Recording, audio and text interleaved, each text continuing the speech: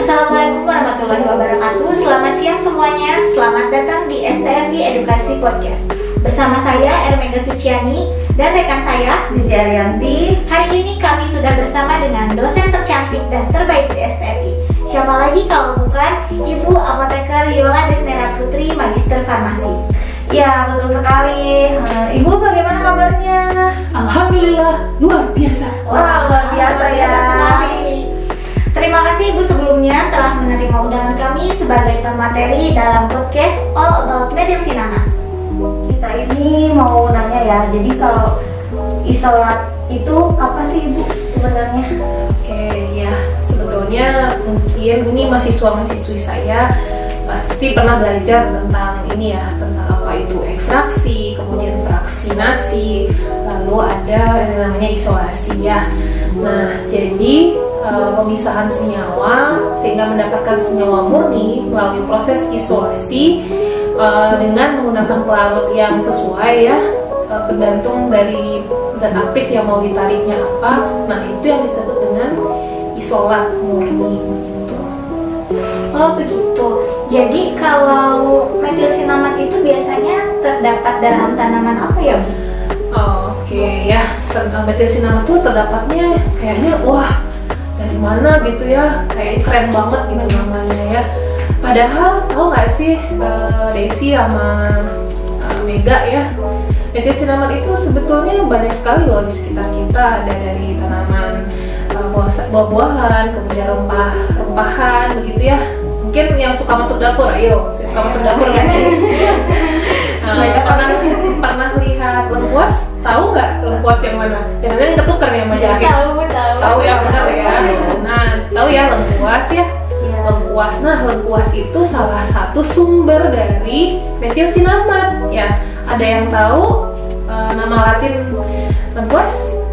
Ya, itu Alpinia galanga. Nah, itu salah satu sumber metilsinamat yang termasuk bagus gitu ya, kandungan metilsinamatnya.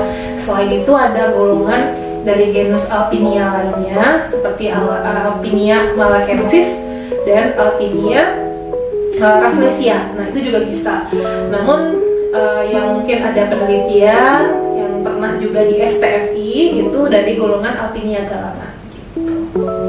Oh, jadi ternyata deket ya Bu ya, kayak sediaannya ternyata hanya dari jahe gitu. Jahe kan ada juga di dapur kita ya pastinya. Nah, kalau untuk manfaatnya sendiri itu apa aja ya Bu? Manfaat dari metilsinamat ya? Iya. Jadi kalau metilsinamat ya seperti yang pernah saya ajarkan dalam mata kuliah kosmetologi atau kosmetik ya, itu metilsinamat fungsinya adalah sebagai tabir surya. Kalau masyarakat umum menyebutnya sebagai sunscreen ya, atau daily cream ya, krim siang. Nah, itu. Kalau dalam bentuk sediaannya sudah ada belum ya Bu ya? Bentuk sediaan yang berbahan aktif metilsinamat. Bentuk sediaan kan saya harus, kalau dari saya pribadi harus menjawab berdasarkan data penelitian ya, nggak bisa mengarang bentuk sediaannya.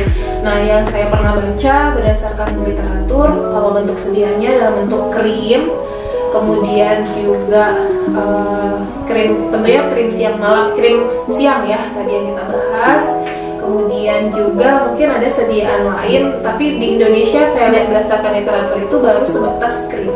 Bisa dilihat kalau di searching di Google gitu ya, di internet, di bentuk sediaan lain di luar itu bisa untuk shampoo atau untuk yang lainnya ya. Tapi kita fokus yang di Indonesia dulu misalnya ya, itu baru sebatas krim. Gitu. Kalau untuk penggunaannya sendiri Bu? Penggunaan gimana nih? Dari penggunaan dari mungkin sediaan sunscreennya, untuk kalau penggunaannya dipakainya atau ini cocoknya ya kali ya, cocoknya gitu maksudnya?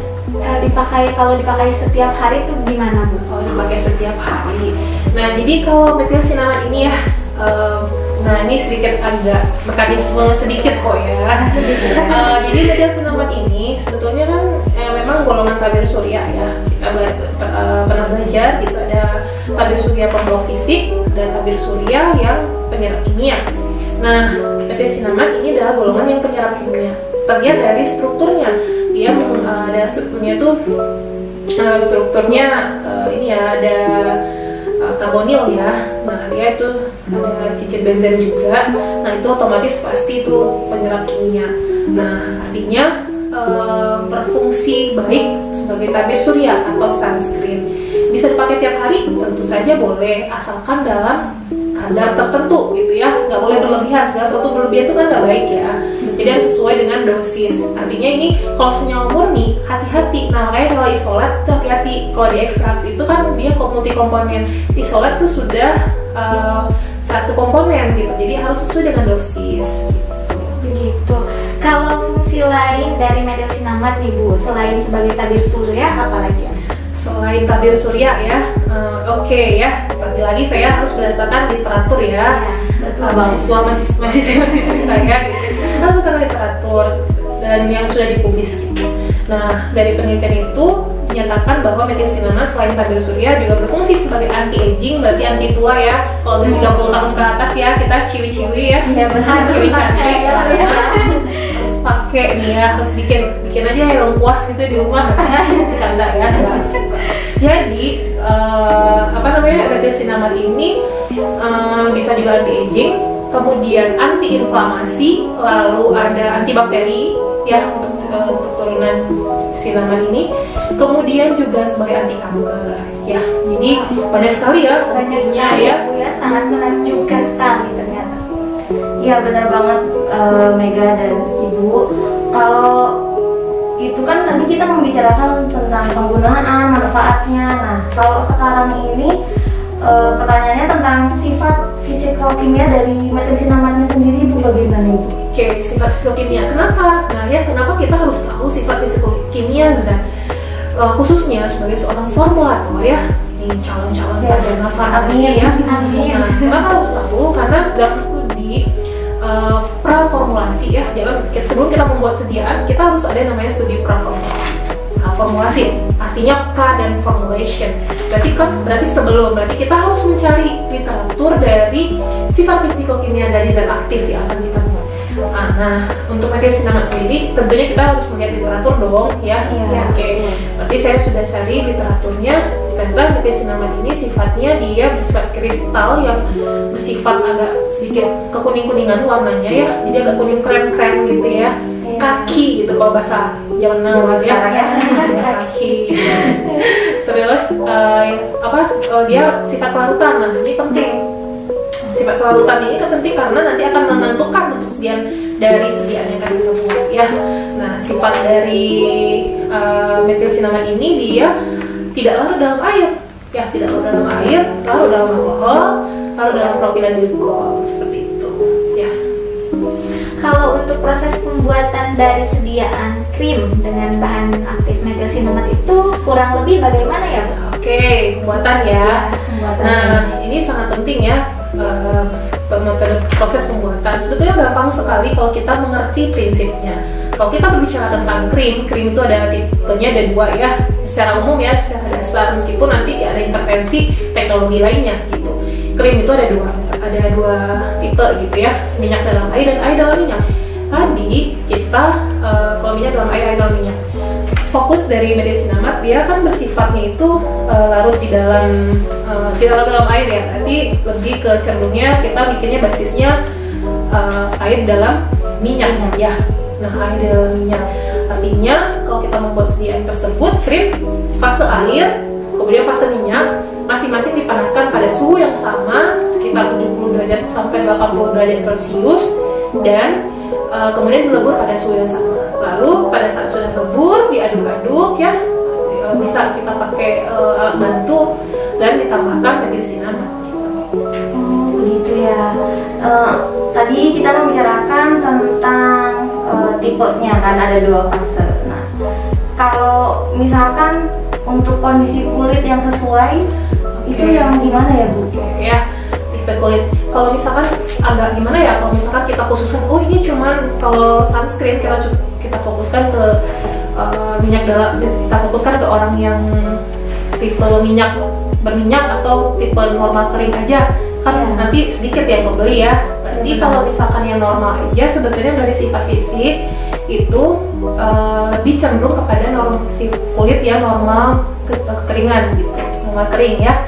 Tapi kalau misalkan apakah bisa Bu untuk yang kulit berminyak? Bisa saja, kan zaman sekarang udah teknologi canggih dengan intervensi teknologi ya, dengan teknik nanopartikel dan teknik yang lainnya sebetulnya bisa gitu. Tapi secara dasar itu melihat sifat fisikokimia tadi cukup untuk tipikal yang normal kering. Normal kering ya teman-teman. Iya. Wah, luar biasa sekali ya pertemuan kita hari ini. Mungkin cukup sekian yang bisa kami sampaikan. Semoga ilmunya dapat bermanfaat untuk teman-teman semua. Sebelumnya kami mau mengucapkan terima kasih sekali buat Ibu Yola yang udah menyempatkan waktunya dan ilmunya sudah dibagi buat teman-teman yang di rumah pastinya. Dan kami juga ada sedikit tanda terima kasih untuk Ibu. Tada! Ibu boleh berdiri, Bu. Jangan lupa juga untuk like, comment, subscribe YouTube channel kita di STFI Edukasi Podcast Dan follow Instagram kita di stfi_ig. Terima kasih semuanya. Sampai jumpa. Dadah.